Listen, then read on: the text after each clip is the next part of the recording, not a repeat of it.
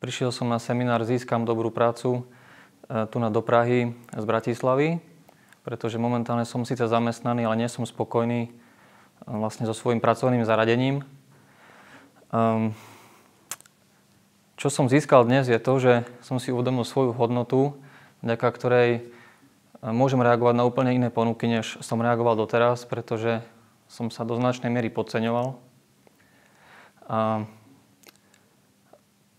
Taká jedna možno nevýhoda tohto seminára je v tom, že už tu mal byť dávno, pred 2 rokmi, keď som bol doma v depresiách a nemal som proste možnosť nájsť dobrú prácu, pravidelný príjem a vlastne nebol nikto, kto by mi pomohol.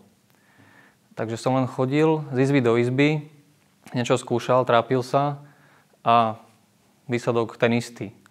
Takže si myslím, že tento projekt je veľmi potrebný. Mne osobne dal taký drive a systém.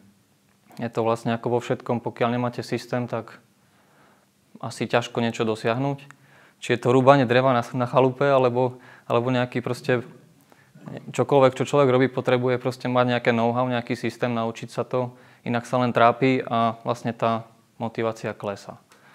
Takže vlastná hodnota, spôsob ako na to a ak by to náhodou nevyšlo, stále tu je support, takže vlastne viem, na koho sa obrátiť a doľadiť detaily a to je to, čo proste dáva ešte väčší pocit pohody, ktorá tu vlastne v tých časoch, keď človek sa nemá na koho obrátiť, chýba najviac. Takže to je ako moje doporučenie pre vás. Určite príďte, netreba byť v krčme zúfalý a míňať tam peniaze, treba radšej zainvestovať do seba a pohnúť sa konečne vpred.